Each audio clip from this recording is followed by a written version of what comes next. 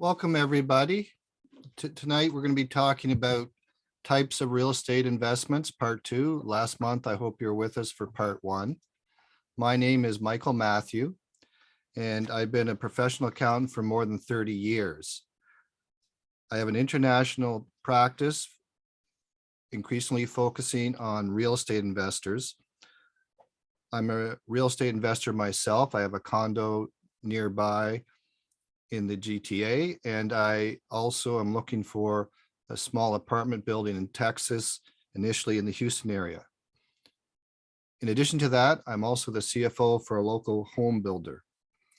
In terms of services, I provide entity structuring, which is setting up corporations, both in Canada and the US, operational and tax consulting, as well as tax return preparation on both sides of the border.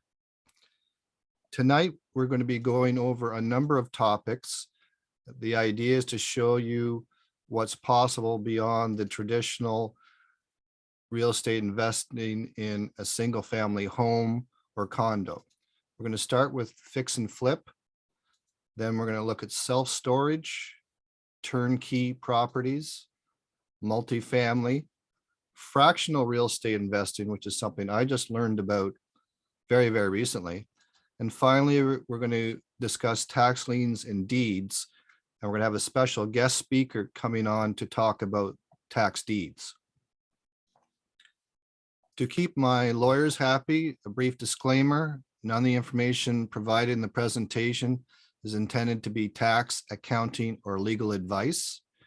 And none of the material is to be construed as a solicitation, recommendation, or offer to buy or sell any security, product, property, or instrument.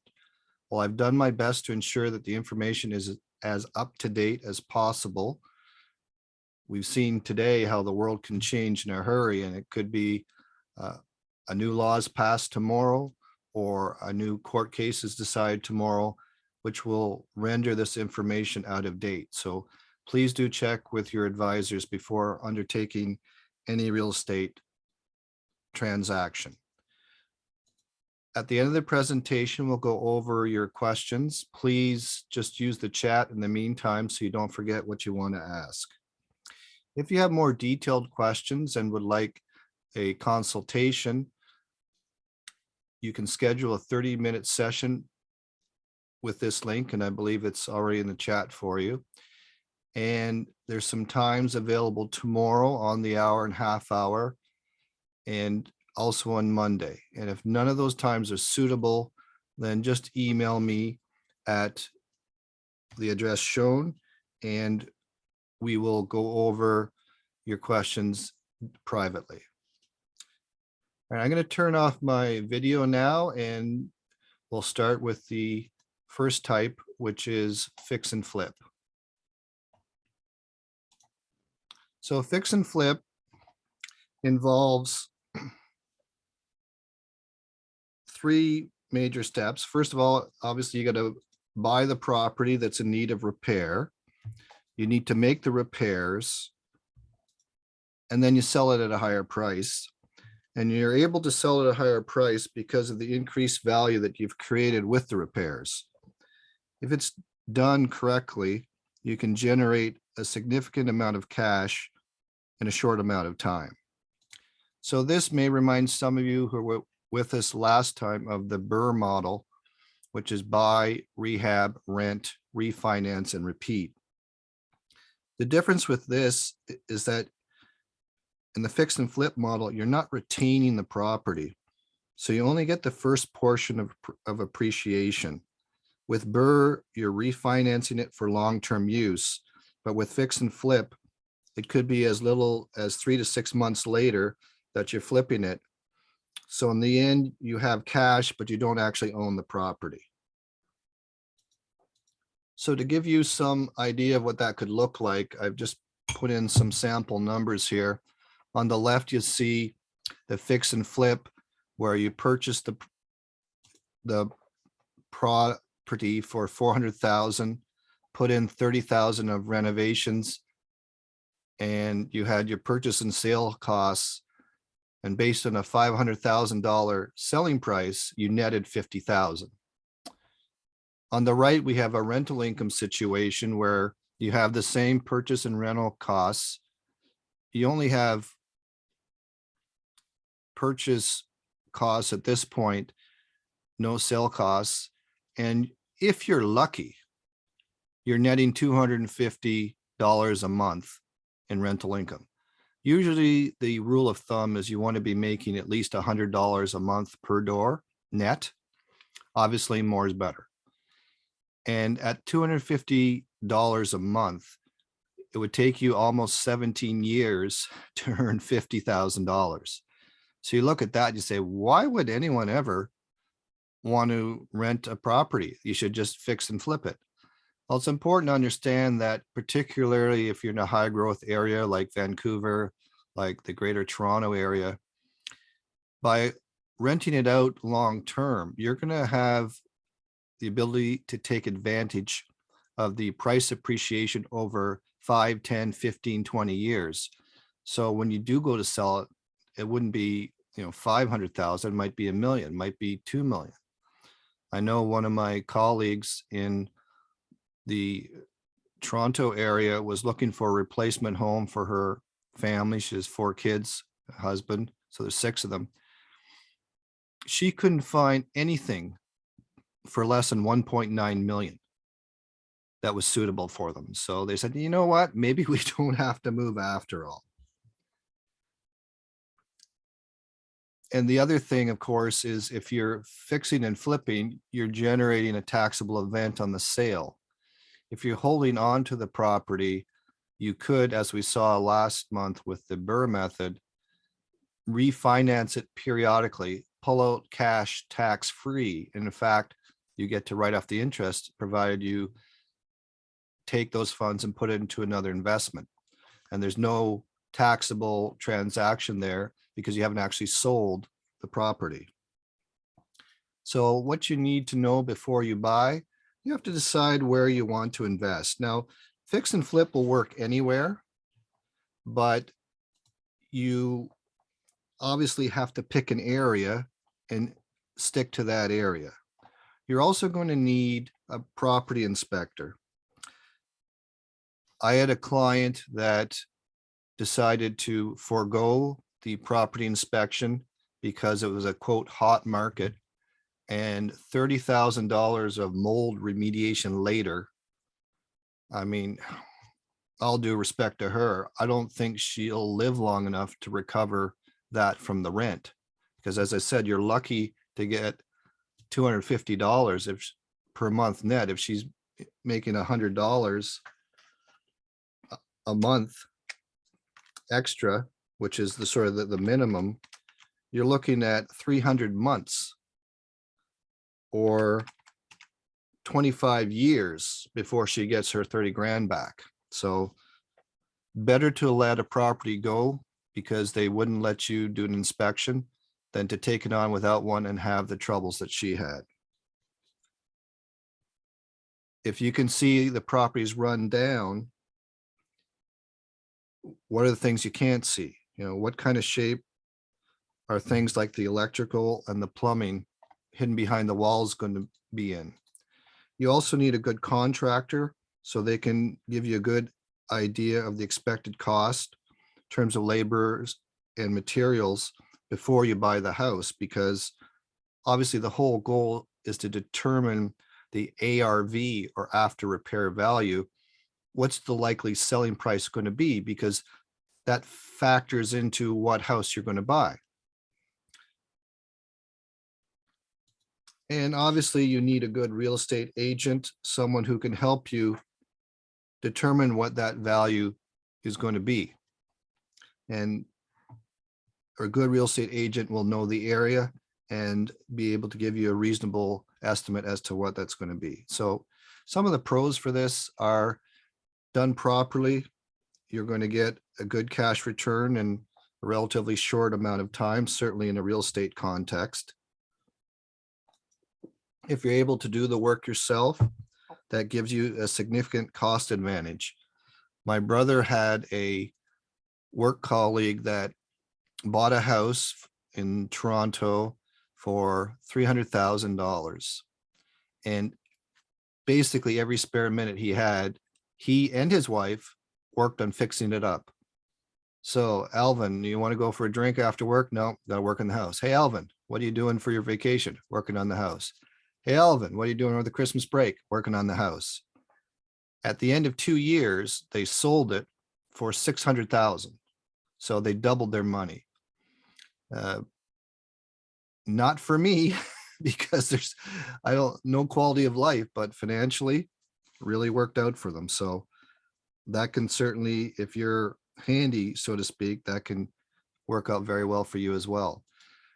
There's the opportunity for some creative financing. So you could do the fix and flip in partnership with actually the current owner. Say, I'll give you your price, but I'm actually going to give you more if you wait 6 months for me to do these renovations. I sell the property and we sign a direction on the sale that you get paid your initial asking or the price we agreed on and the extra money. You could also find an investor, someone who has money but no time. I'm working with an investor right now out of Winnipeg who's a very successful dentist, very successful, but he's also very, very busy. So he's just looking to invest on the side, build up some income and maybe retire in a few years, but he doesn't have the time to do all this himself. And if you happen to be a contractor, it gives you the opportunity to keep busy and fill up the gaps in your contracting schedule. It also allows you to take on projects that would be too expensive for other investors because they'd have to pay full price for the labor. With anything else, there's some cons as well.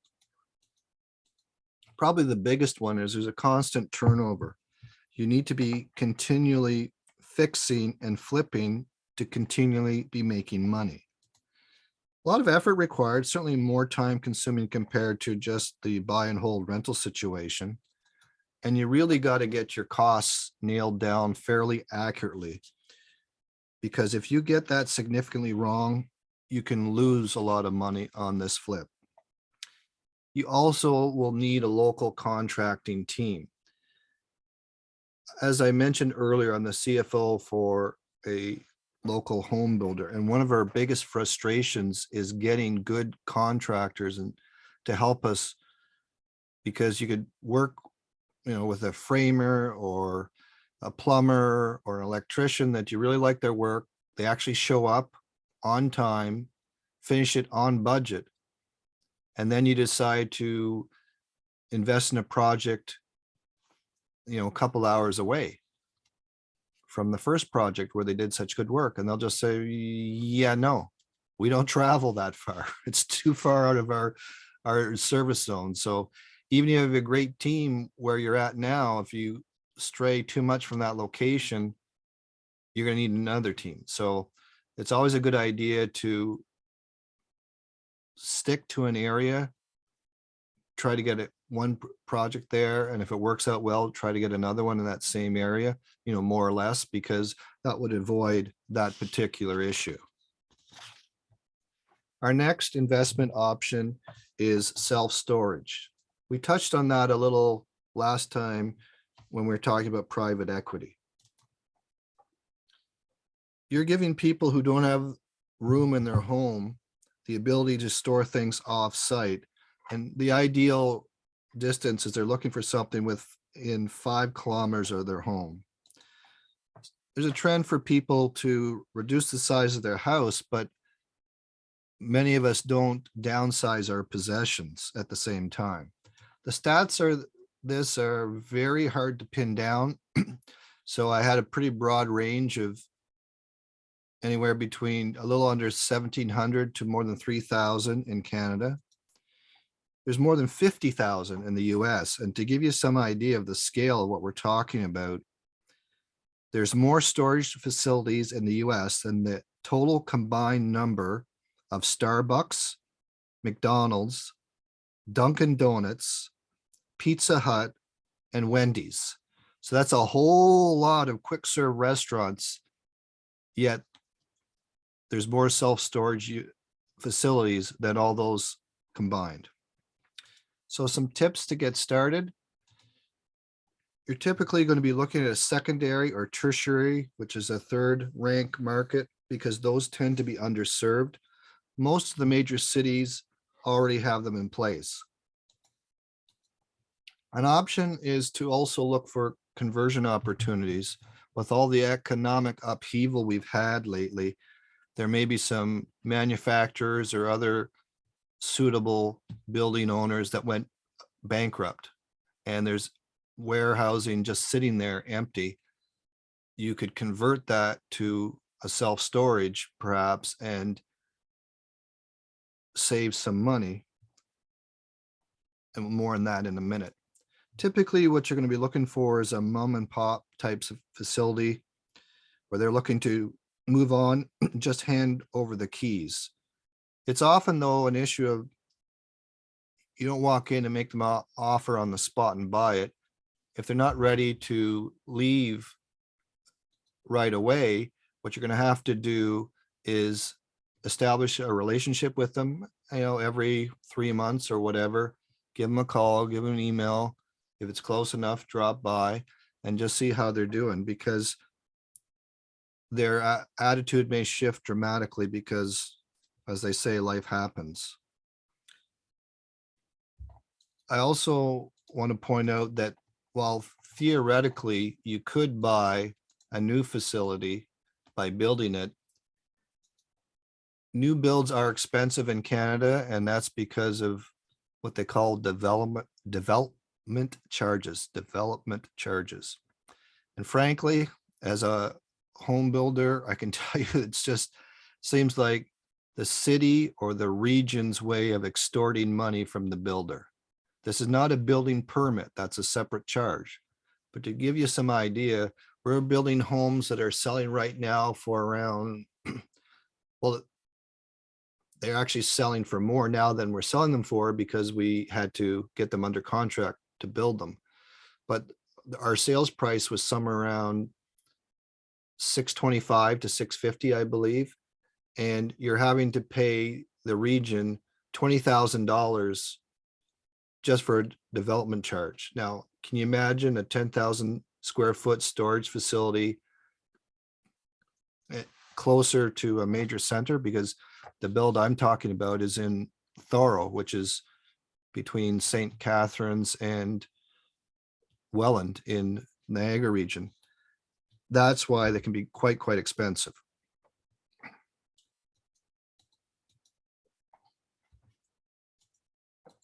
So if you're going to go this route, it's always a good idea to consider other ways to increase revenue, perhaps bring some avenues of income to that space that the previous owners were not doing.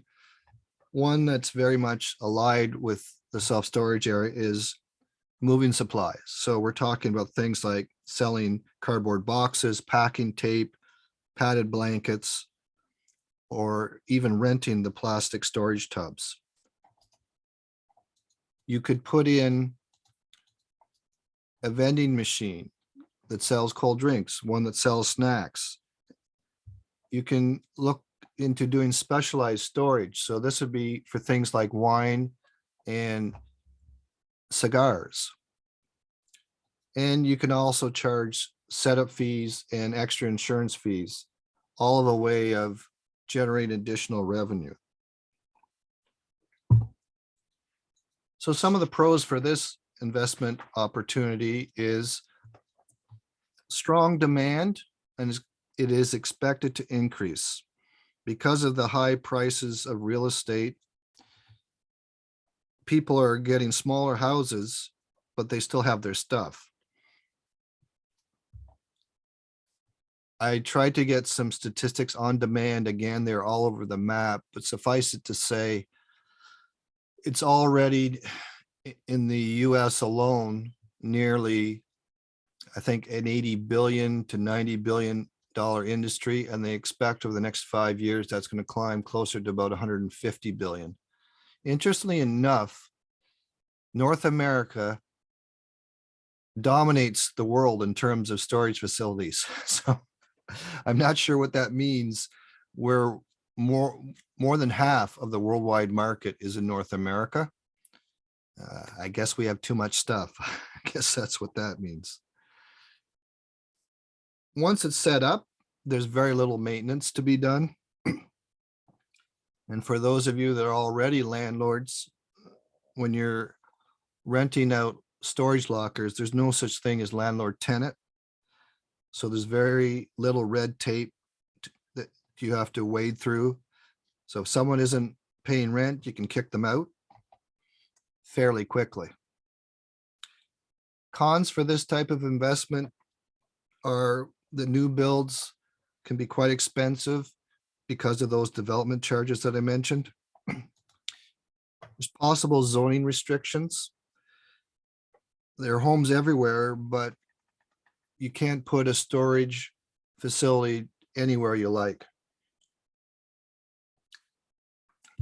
because of these zoning restrictions. The only major city in North America that I know that does not have zoning restrictions is Houston, but every other major city, to my knowledge, does. There's also more competition because of the increased profile around storage. I'm thinking specifically of the Storage Wars show, which may or may not be completely legit, but the fact that it's out there, it does bring people's attention to this market. You also have to be prepared for the fact that those mom and pop locations I mentioned, it may be hard to get the financial information that you're looking for because they may have never used a computer in their life and everything is handwritten in a ledger. And so if your first step is you want to get things on your computer, be prepared for some extra costs. Our next opportunity for investment is turnkey properties. So a turnkey property is a fully managed rental property. So the property is sourced, tended to, and managed on your behalf. So you don't have to do much of anything besides buy the property and collect the net rent. It takes all the hassle out of being a landlord because otherwise you'd have to find a suitable property, screen the tenants, find the property manager, find the contractors to do the repairs for you. But in a turnkey situation, all that is done for you. This is often a short-term, or I guess a medium-term strategy. Typically, you're holding this type of investment for 3 to 5 years. So where do you find turnkey properties? There's numerous groups out there that are offering them. I hear ads on the radio, for instance, all the time. It's always a good idea to check with other investors. And that applies to, frankly, any investment model that you're looking to do.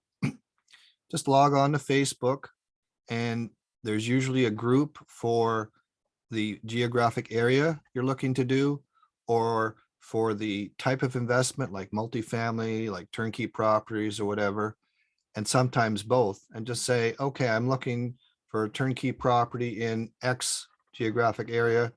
Does anyone know who I can speak to? So in terms of what you're looking for is you're looking for job growth in cities with lower cost of living and good prospects for appreciation. If you look at the demographic shifts over the last number of years, a lot of people in the US particularly have been moving south. So they've been moving from, say, New York and New Jersey down to North or South Carolina or to Georgia or to Florida. People want better weather and they want a lower cost of living. Another hot place is Tennessee, Memphis, Nashville, those kinds of places. So in terms of pros for this one, all the work is done up front. You find a suitable company, you put your investment together. After that, there's virtually nothing for you to do. Management looks after everything. They looked after the repairs, the tenants. So let's say there's a refrigerator that dies. If you were managing it in a traditional sense, you'd have to go out, find a refrigerator, arrange for it to be installed. Here, they're buying them in bulk because they have, in some cases, hundreds of properties under management. So when you have hundreds of properties, refrigerators are going to die. So you buy 5, 10, 20 at a time, and they're ready to go. And because of that market clout, not only do they get better prices, but they also get better service. What do I mean by that? Well, let's say you had a really good property manager, but they're busy, and you have a problem with your one property that they're managing. At the same time, someone who's running a turnkey operation with them has 500 properties with them, and something goes wrong at one of their properties. Who do you think is going to get the service first? Right? It's going to be the one working with the turnkey operation, because if they annoy them, all of a sudden the property manager will lose 500 customers instead of one. I mean, it's just basic economics. And because they've done this at that kind of scale, they're pretty good with giving you a realistic estimate of what your return is going to be. You could also combine this with other strategies such as rent to own. And with the rent to own model, if you're not too familiar with that, you're attracting typically a better class of tenant because they don't see themselves as tenants. They see themselves as owners. They just haven't done the paperwork yet. So they tend to treat the home better. Typically, it's baked into the contract that they pay for all the major repairs because it's, quote, their home. Now, not every turnkey property offers this option, but that would be something for you certainly to ask about. Finally, I want to mention what type of return you could expect. So target return on something like this is typically 12 to 15% IRR.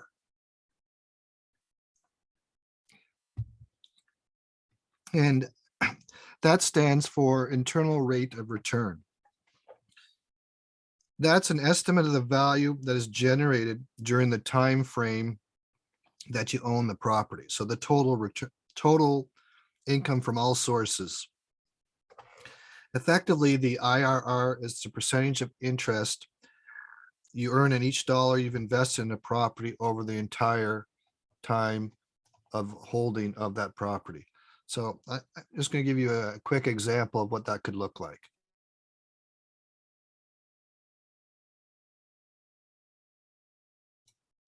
So here we have a turnkey property that was held for 5 years. As you can see, there was an 8% return for each of the first 5 years. Property was then sold to yield a 20% return. If you add up all those percentages, you get a 60% return. Divide it by the 5 years you held it, that gives you the IRR of 12. So that's just basically how the math works. You'll often hear real estate investors talk about not just the cap rate, but also the IRR. That's another common stat that they talk about.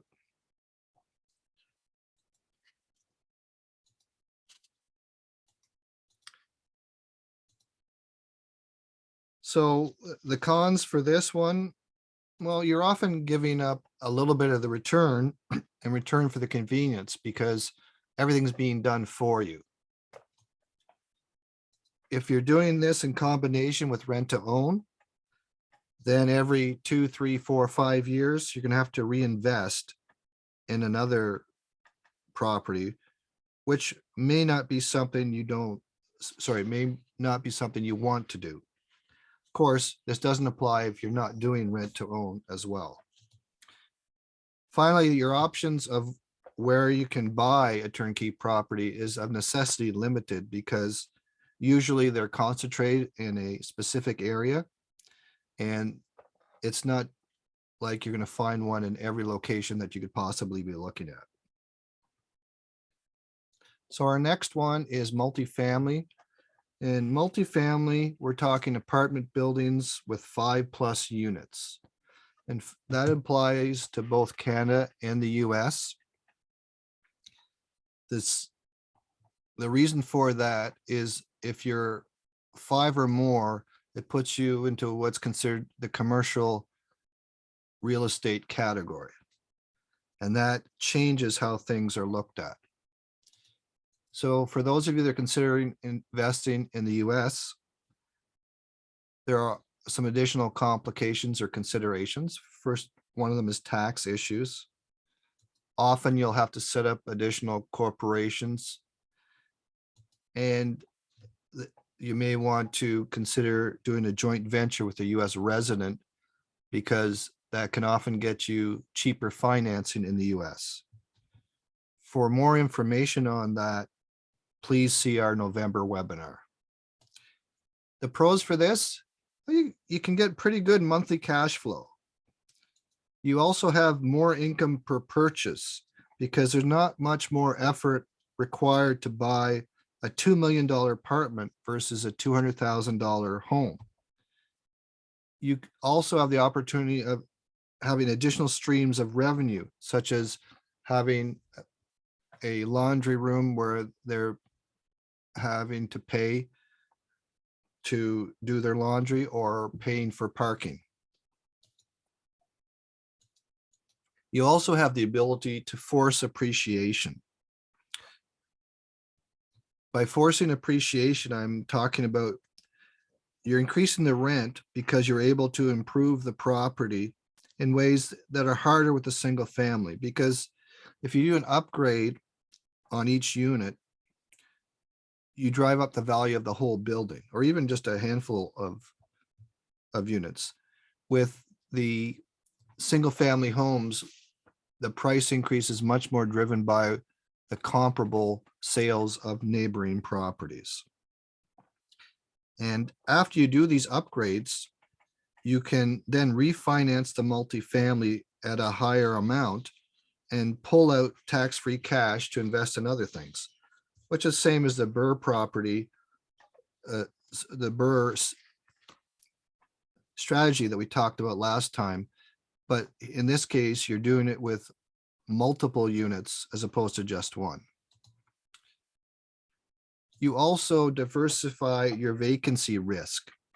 So if you have a single family home, the tenant moves out, you obviously have 100% income loss. But if you have 10 families and one moves out, well, you're still getting 90% of your income. It's often easier to finance, and this is what I was hinting at when I was talking about it's now considered commercial real estate. The banks look at this type of investment differently, and they'll approve the loan based on, do they see the property can sustain the loan payments? So in other words, what kind of cash flow would be generated by the property? Conversely, if you're in the residential rental market, so 4 units or less, say single family home, you could have $1 million in the bank. You could have a perfect credit score, which I believe is 900. But banks will not give you a loan once you reach a certain number of properties, which they won't tell you what it is until you hit it. So in other words, it could be 3, 4, 5 properties. And even though you have tons of cash flow and you can afford the payments, you bring in one extra property, they won't lend you the money. And some of them will include your own home in that count of properties, some won't. I know it makes it very frustrating, but it takes you to the golden rule, as I like to say. And the golden rule in this case is he who has the gold rules.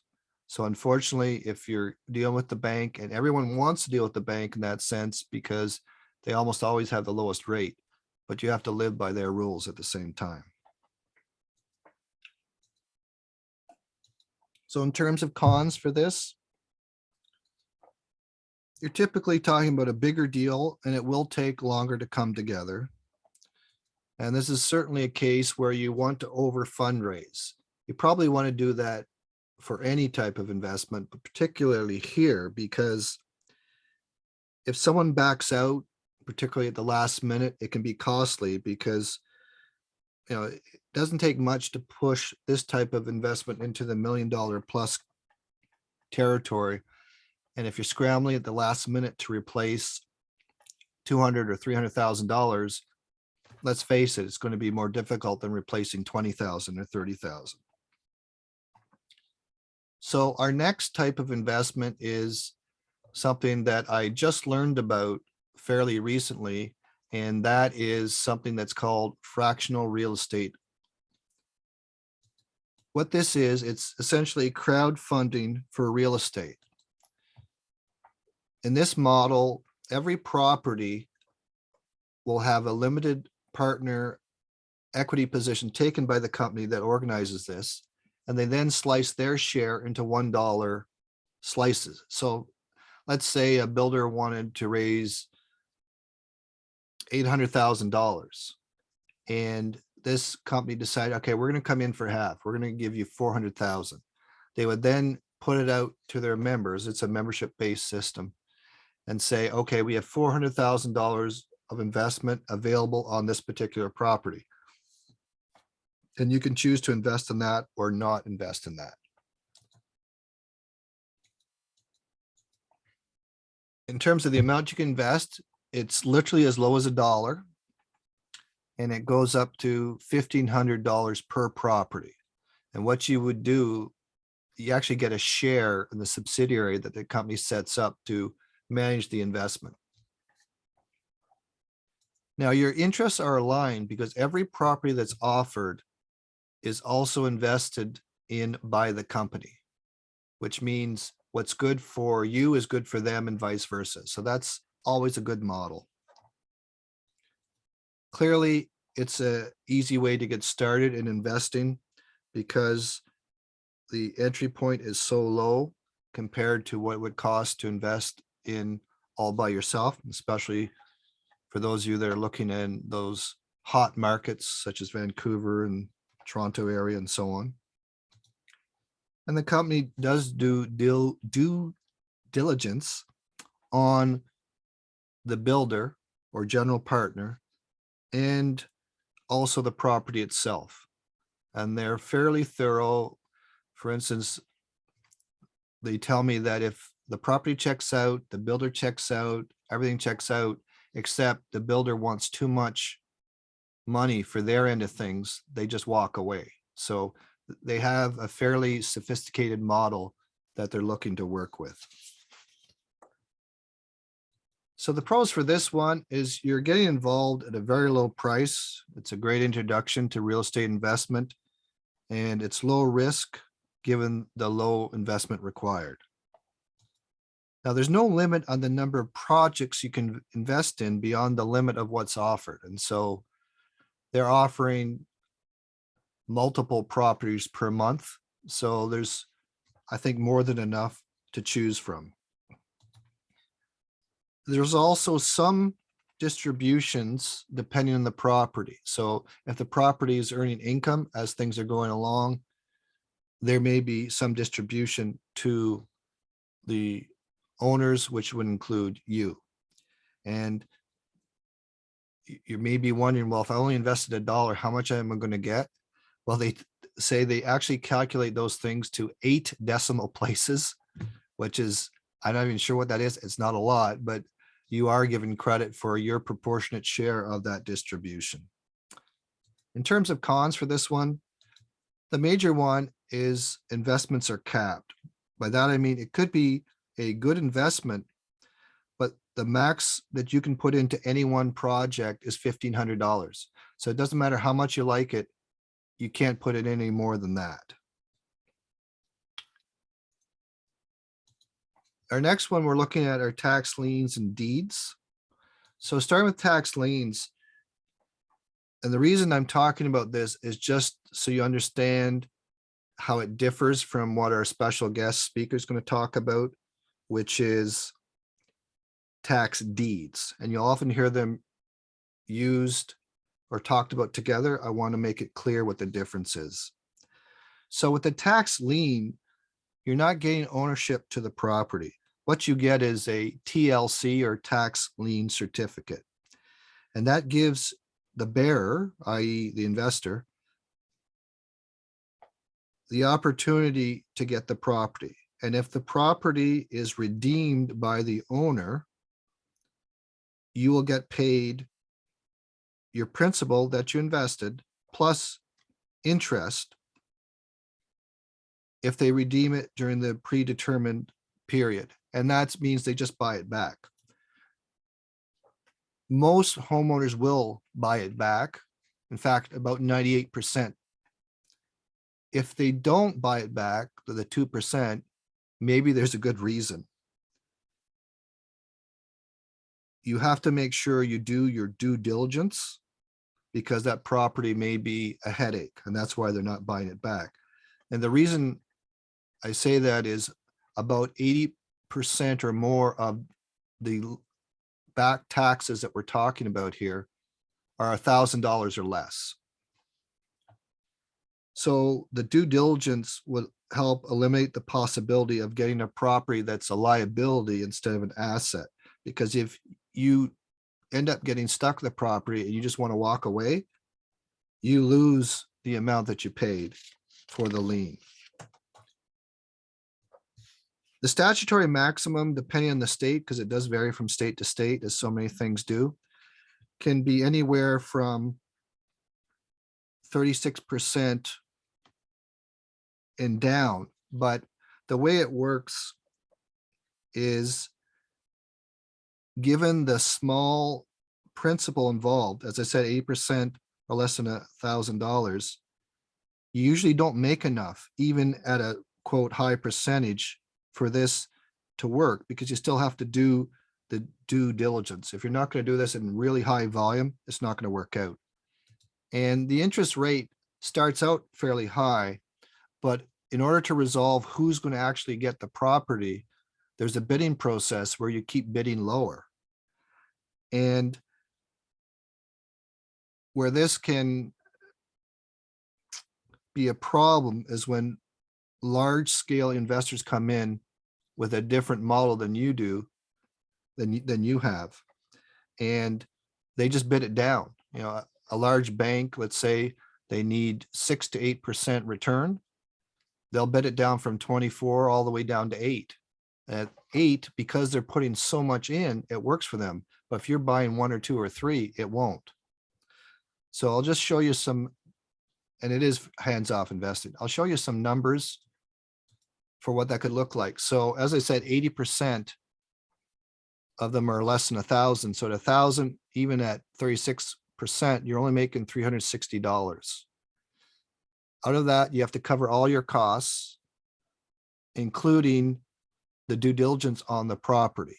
And as I said, it never stays that high. It gets bid down. So at 10%, you're making $100.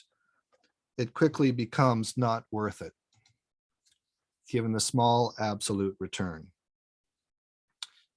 So next, we're going to talk about tax deeds, and we have a special guest speaker, Mr. Cal Ewing, and I'll give you a brief introduction. Cal's been investing in U.S. real estate since 2009, when he bought his first investment property in Las Vegas while completing a Bachelor of Science in Geology at the University of Calgary.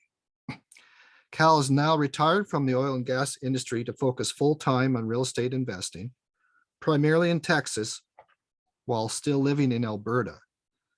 So Cal has done over 50 U.S. real estate deals and is happy to discuss one of his favorite property acquisition strategies with you, which is buying from tax deed auctions. So Cal, are you there? I am here, Michael. How's it going? Thanks for having me. Good. So I'm glad you were able to come in and explain to us a little bit more about tax deeds. So why don't we start with just that? What are tax deeds? Sure. Can I share my screen? Do I have that capability here? Yeah, just a second here. Okay. We'll make you a co-host. All right. Hello, everyone. Thanks for coming in and learning about real estate. I don't know if it's a cold winter evening where you are, but it's about -6 in Calgary. So that's the best thing about winter webinars. You actually want to be on them instead of outside. Whereas in the summer, sometimes people don't really want to be sitting on Zoom. So I love the winter webinars. All right, so we got me You Share. should be able to Okay. share now, Cal. Perfect. Okay. So I'm going to share my whole screen here so I can move back and forth a little bit. Actually, maybe I'll just wait. Let's see.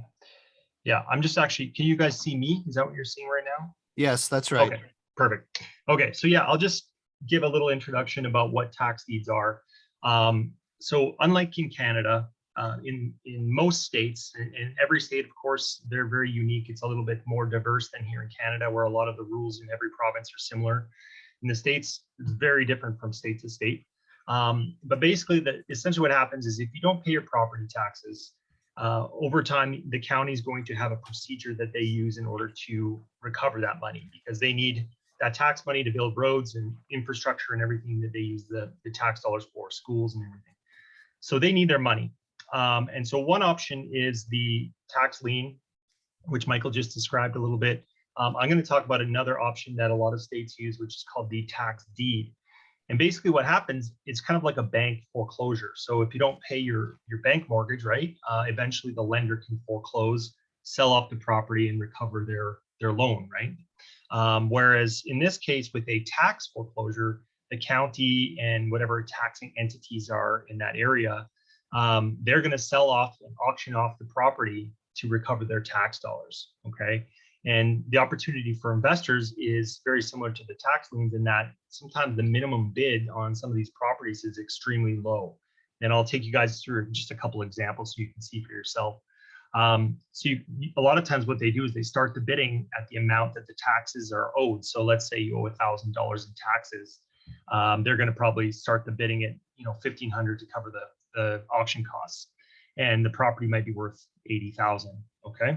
So I'm not going to get into the weeds too much, I hope. I'll try to keep it very brief and straightforward here, but I'll just kind of show you an example of one of the first deals I did in Texas. And I'm just going to go, it'll let me full screen, F5. Come on. All right. There we go. Okay, so this is one of the first properties I ever bought. This is in basically Houston, Texas, Deer Park, which is part of Houston. And so this top picture here is after we fixed up the house. We did some really basic remodels on this house. And then when we bought it, I'll tell you just a quick background is this property was up for auction. And so I had a team of people on the ground in Houston. I was still in Calgary.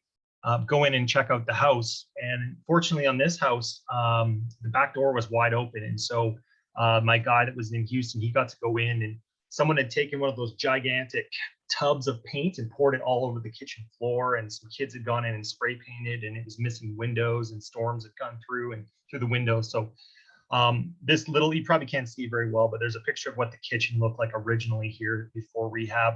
And then we did a really basic rehab in the after photo. And what we did is we just looked at what was selling in the neighborhood. So it was kind of a lower class, like maybe a C neighborhood. So nothing was really fancy in that neighborhood. So we didn't really rehab very fancy. But basically what we did is I can't remember what the opening bid was. I think it was like 20,000 or 18,000. And we ended up getting it for 35,000 as the highest bidder. And we ended up putting in all the costs all in about 45,000. Okay. And we rented it for, I think, and it's been a while. 1 year, I think we rented it for. So we got tenants in for 1 year, and I'll tell you why. So we rented it out, and then we ended up selling it eventually 2 years later for 121,500. Okay. So compare that to prices here in Canada. No matter where you are, you can't buy much for $35,000, right? So we made a 29% return on our money there, including the rent. Here's another quick one. This one also in the Houston area, and this one had fire damage. Actually, you can see even at the top, there's some staining on the siding there by that one window. And so that property, this is the photo right when it was auctioned off. And so the owners had a fire. They stopped paying taxes on it. They couldn't afford to fix the house, and so they just let it go to foreclosure. It's only a 720 square foot house, 2 bed, 1 bath. And so we ended up buying it for 11,000 and put in about 50,000. And now it's remodeled and rented out for 1120 a month. So the cash on cash return on that was 22%. Okay. And you can see just some photos of what it looks like. I don't really have any photos originally because it was so dark and gross in there, but this is what it looks like now. So I wanted to start with examples just so you can see the potential of this strategy. And then now I'll go in a little bit more and explain how it works. So here's a map of the different states and how they handle their tax foreclosures. Okay, so we're interested in this topic in the pink or red states and the yellow states. The ones that are blue and green, those are the tax liens that Michael was just talking about. Okay, so we're not really interested in those for this strategy, but we're looking for the deed states. And what that means is what I said before, is they actually sell the property off completely at an auction in order to recover the taxes. And that's what we're looking for with this investment, is we actually want to get a property. We're not buying a tax certificate to get interest off of. We are actually buying a physical property. Okay. So as you can see, there's maybe about half the states are tax deed states. So this strategy doesn't work in every state. Okay. And it's really important, if you are investigating this strategy, to read all the statutes and regulations for each state when it comes to their tax foreclosure process, because every single state is different. Okay. Okay, so we'll look at a couple lists here real quick. I'm going to show you from Fulton County, Georgia, which is where Atlanta is, and some lists in Texas. But what I like about Texas and Georgia both are the fact that they're called redeemable deed states. And what that means is, first of all, they give you, they give the previous owner some time to get their property back. So let's say that they got behind in their taxes, and instead of just losing it, like the house gets auctioned off and it's gone forever, in Texas, they actually have 2 years that they can actually redeem their house back, or whatever their property is, to get it back. And I mean, that's good for the home or property owner. And then in Georgia, you have 1 year where you can actually get your property back if you go into tax foreclosure. Okay. Tennessee also is similar. That's why it's yellow. The states that are all red, it's a different system. And so once they auction that house off, the previous owner cannot get it back. Okay. So one of the reasons that we like Texas, though, is, and even more than Georgia, but Georgia's also good, is in Texas, when you do buy the house at the auction, even though the owner could redeem from you, if they were to redeem the property back, they have to pay you 25% on your money. So let's just say that we paid, I don't know, $5,000 to buy a lot, say a vacant lot or something like that. And then the previous owner decides to redeem. Well, they have to pay that $5,000 that you put into to buy the house, plus 25% return if they redeem it in year 1. And then if they redeem it in year 2, they have to pay you an additional 25% on your money. And so that even includes some of the basic renovations that you might do to a property. So say you do some basic rehab, you could actually get that money back as well that you put into the rehab, plus 25% return. So that's kind of the worst case scenario, is you make 25 to even 50%. Well, I guess it'd be 25 either way, but you make a 25% return on your money. You don't end up with the property at the end, but you made a nice return. Or if they don't redeem, which is most of the time they won't redeem, then you've got a property that you got at a good price. And you can, I'll talk about some of the exit strategies with that. Okay, so that it's a really good way to get properties at a discount. And let's just go now. I'll show you the website for Texas. Let me just go here. And then I'll show you the one for Georgia. So are you guys seeing now my web browser, or are you still seeing the PowerPoint? No, we're still seeing the PowerPoint.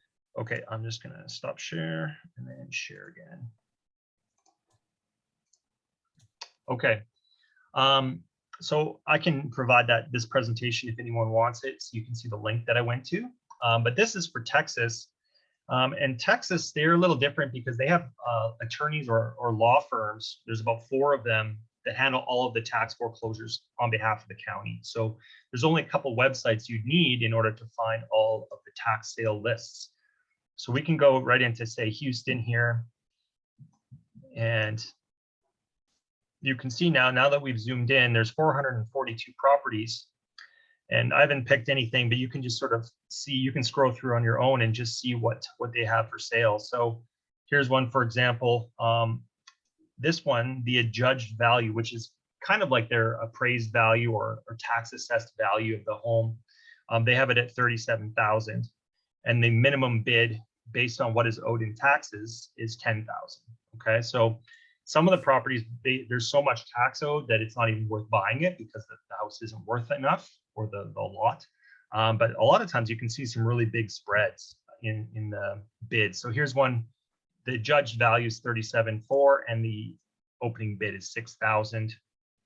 This one here is not very good. They valued this piece of property at just under 8,000, but the minimum bid is 6,000, right? So there's probably not really a good deal there unless you looked at the property and wanted to build on it, or do a complete remodel or something that would make the value higher. But just based on the actual value that the county assesses, it doesn't look like a deal. So you can go through and just kind of look at ones that look like there might be a really big spread, and then you can do a little bit more due diligence to see, you probably want to use a realtor to see what the values actually are and get their opinion, and look at what houses have sold for once they're fully remodeled, and look for what houses are rented for in the area, that kind of thing. So this is only a starting point, but once you find some properties that look like they have potential, then the due diligence period starts. And what you want to do is just figure out if you can make money on that property. And if so, how much can you pay when you bid on it in order to make the money that you're wanting. So whether that's return on investment, or if you're flipping the property, maybe you need a minimum of 20,000, 30,000 or whatever, then you can figure that out, what your maximum bid would be. And there's a lot to it, and I don't have time here, but that's just kind of an overview. So that's Texas, and they have them for every county in Texas. I'll also show you here. Here's Fulton County, Georgia, which is the main county that Atlanta is in. And the presentation here has a link for this as well. And so in this case, I'll just scroll down. So the tax sale list here. And so this county, I think, oh, it's a spreadsheet.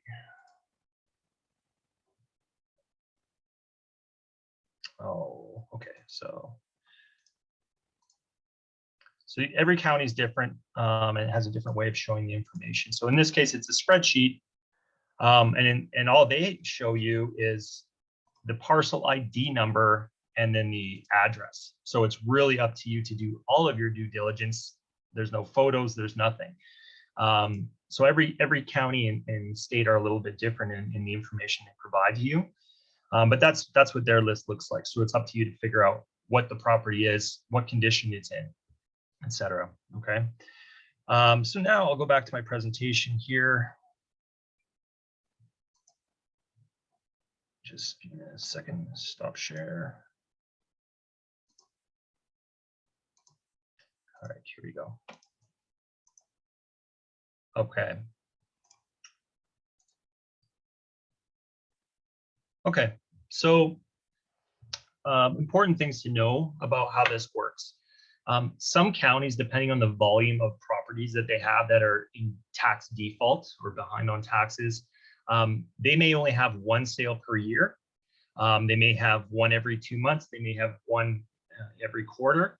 But the bigger counties that have big cities, they usually have them once a month. So like Atlanta, Fulton County, Harris County in Houston, Dallas County, they have the first Tuesday of every month is when they have the tax foreclosure sale.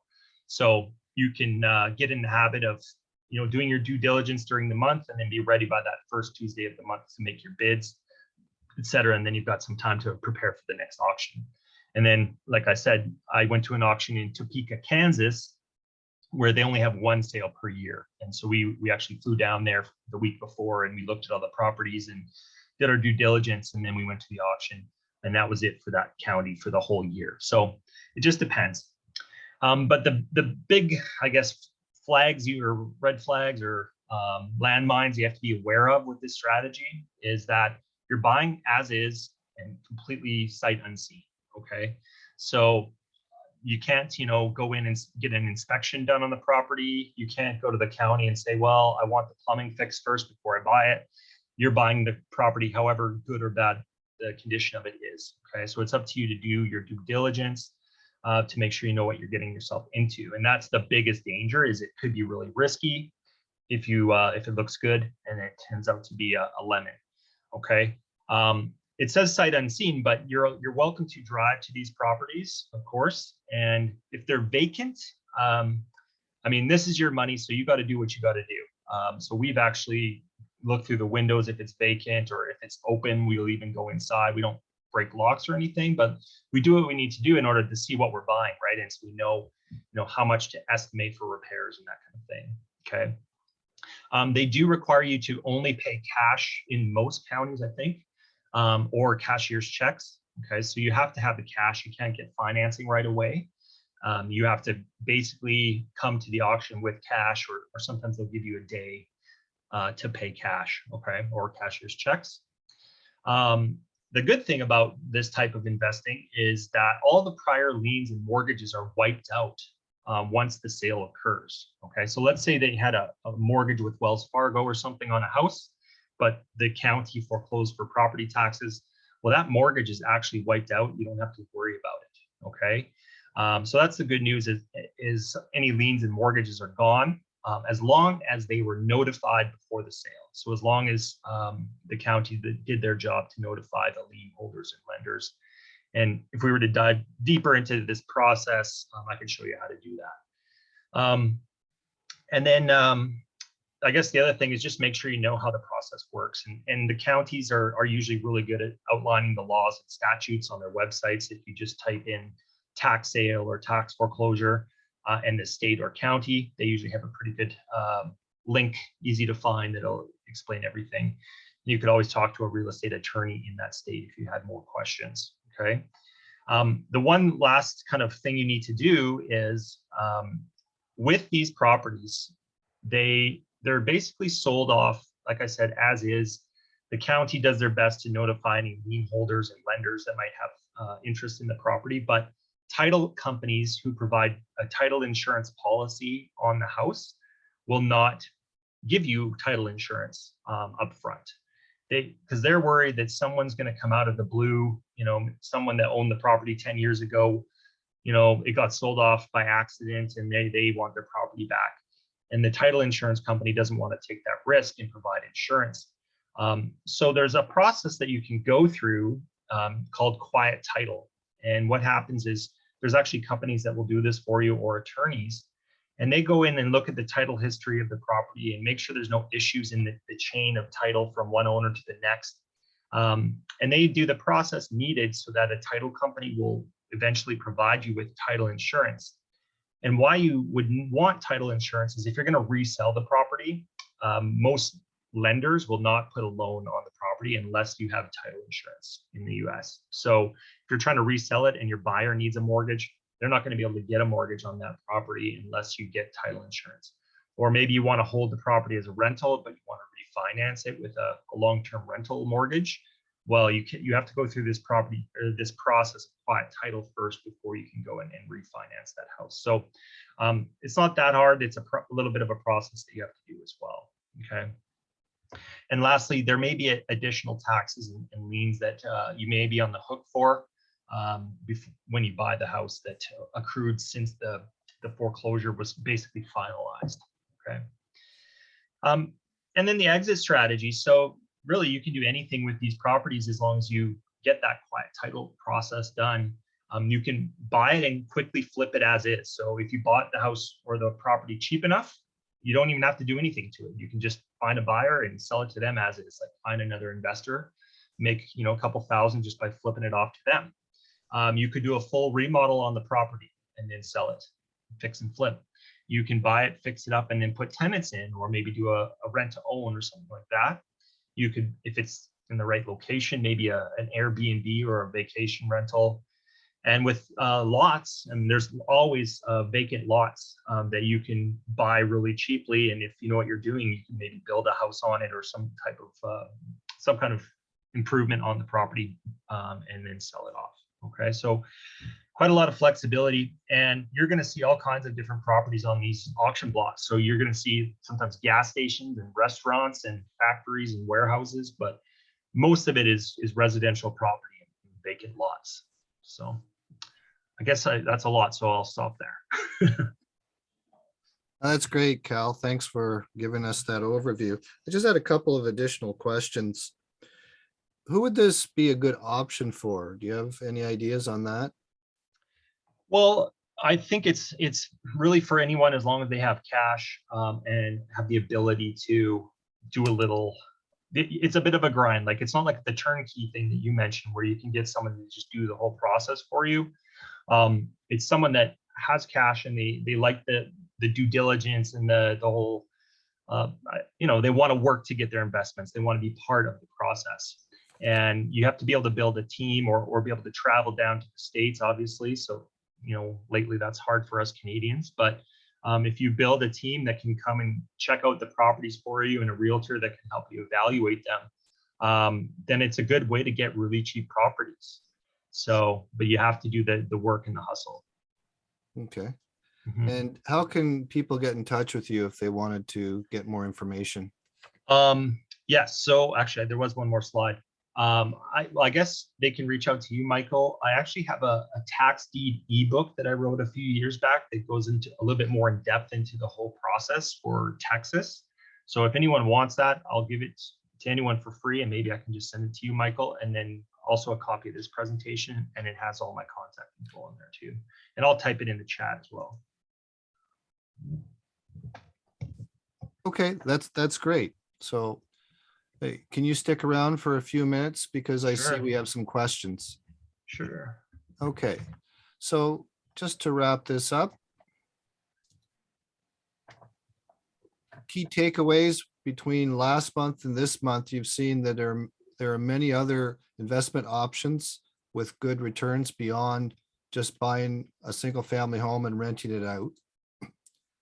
Obviously, the time, the effort, and the amount of funds will vary with the type of investment that you're looking at.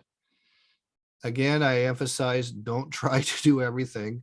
Choose one or two, focus on that until you have them working well before you move on to something else, because there'll always be something new. As I said, I just myself learned about fractional real estate investment in the last month or so. Our next event will be actually in 5 weeks. There's 5 Thursdays in March, so March 31st. Again, we'll start at 7 and go for roughly an hour. And we're going to be talking about how to build your power team for real estate. So now we're at the question stage, and just leave my contact information up there. I see we have a few questions in the chat from Danique. I just wanted to confirm that the best strategy is to look for houses in states where they allow tax deeds and not tax liens or redeemable deeds. So pretty sure that's a Cal question. Sure. So again, what should they be looking for? Tax deeds or tax lien states? So definitely, I don't like tax liens, just for the reasons that Michael mentioned, that these big institutional buyers can come in and buy them so cheaply that there's no profit if you're bidding against them. So I would look for either tax deed states or redeemable deed states. And they're very similar. The only difference is that the redeemable deeds is the previous owner has a chance to get the property back.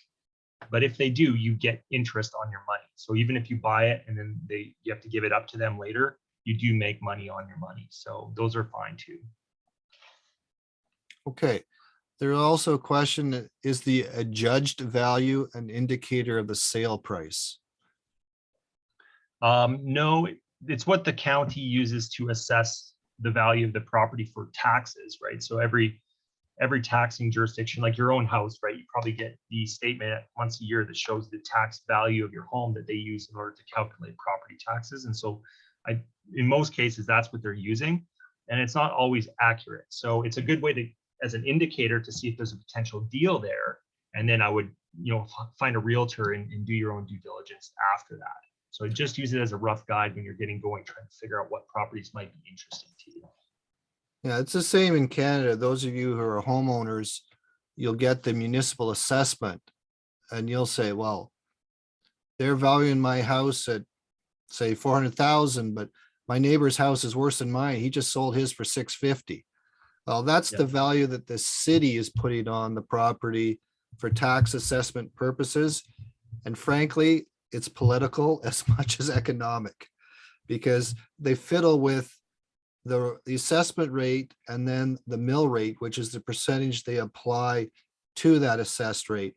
So they can put up your taxes without putting up your taxes. The whole thing is a bit of a shell game. And I'll just read your contact information for the people that are watching this online and not live. It's ewing.calvin, so EWING CALVIN@gmail.com. And your phone number There is you go. 403-608-7481. And I believe you said you're in Calgary, so just bear in mind the time difference. He's 2 hours behind people in the Eastern time zone, which I think most of us are. Okay, there's also a question. Thanks, Cal. There's also a question here about one strategy that you consider to be the least risk or risky for first-time investors. Well, as of a month ago, my answer's changed. It's fractional real estate investment. And it's simply because the most you could possibly lose is $1,500. Why? Because that's the most you can possibly invest. So if you're wanting to get involved, you're still trying to figure out what's for you, invest anywhere between $1,000 and $1,500 and only do one property and see how that works out. And if you like it, well, maybe you get your money back and you invest in 2 properties. If it goes well, then you can invest in 4 properties. And then next time you could look to invest in something else. But given that's got by far the lowest entry point, I don't know how you could do it any less risky. Now, that said, let's be clear about this. There's no such thing as a zero risk investment. Even you say, well, I'll put it in a GIC and throw that in a safety deposit box. Well, right away, you have inflation risk and you have tax risk, i.e., if you're not making more interest than the inflation rate, your money's actually going down, not up. And second, you have to factor in the tax you're going to pay on that income before you determine what your return is. So always you want to consider what's your after-tax return. I know I'm an accountant, so I always think taxes, but the reality is that is the best measure, right? Because you can often see, say, these mutual funds and they tout these great returns, but those are always pre-tax. And I believe they're also pre their fees. So by the time you get whacked with both of those, your 12 to 15% return that they're bragging about could be dramatically less. So yeah, fractional real estate investment. Okay, I think we've caught up to what's in the chat. If anyone has any additional questions for either myself or Cal, please just unmute yourself and we'll do our best to answer them. Hi, I have a comment. It's me again, Danique. Hi, Denny. Thank you guys for sharing the information. It was quite informative. I think for me, I learned the most today from Cal's presentation, in addition to the fractional investing. So 2 more questions. With the fractional, how do you find those type of investments? And then for Cal, you're giving out your phone number. What's the setup with that? Like, do you want us to, I don't know if you want people to just call you, do you do consultations, all that type of stuff? So Michael, you can start with that. Okay, so Danique, you can just message me. I'll just, if you scroll up in the chat, you'll see my email. That's the best way to get in touch with me, is just send me an email or a text if you prefer. And I will send you the name of the company. Now, I'm just passing this on as information. I'm not their accountant. I'm not invested in it myself. But the whole idea of these last 2 presentations in particular was just to expose people to what's out there. Because when I started looking at this, I was aware of maybe two models, right? Which is you buy it or you fix it up and flip it. And that was it. So everything else I talked about, I didn't really know about myself. And so it's just for education. But if you want the specific company, just email me and I will send you the contact information. And you, of course, like with any investment, you not have to do your own due diligence, but I'm happy to pass that along. And then Cal, she had a question about what would be involved with learning more from you. I think that's basically what Sure. she's getting at. So I just uploaded the ebook. I thought I'd try it just to see if Zoom would let you guys download it. So there is in the chat, there's a link to that PDF. So if you want, you can download it off there if it works. I do some real estate coaching, all Texas based, really. I don't really do much. I've never even bought an investment property in Canada, only in the US, except for my own house. So if you guys are looking for any kind of like coaching or mentoring, there's information at the end of that ebook. I'm happy to work with you on that. Otherwise, yeah, if you want to reach out by email, probably email is the best. We can set up a phone call. If you have some, basic questions, I'm happy to get on the phone and have a chat pretty much anytime, or we can set up something through email, probably the best way to do it. And Natalie was asking about the recording. George answered, yes, the recording will be sent out and that'll be next week sometime. Any other questions?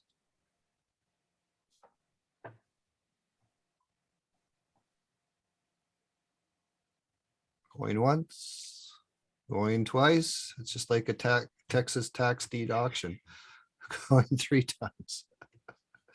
All right, well, thanks everyone for joining us. And thanks again to my friend and mentor, Mr. Cal Ewing, all the way from frigid Calgary, Alberta. Thanks for having me. It's fun. Yeah, it's Thanks great. for coming on the call, guys. And Thank you, to gentlemen. yeah, thanks to everyone for joining us. And as I said, I'll be here again with my in the background co-host George in 5 weeks, and we'll be talking about building your power team. So until then, everyone, stay safe and hopefully we'll get some nicer weather. Bye now. You guys.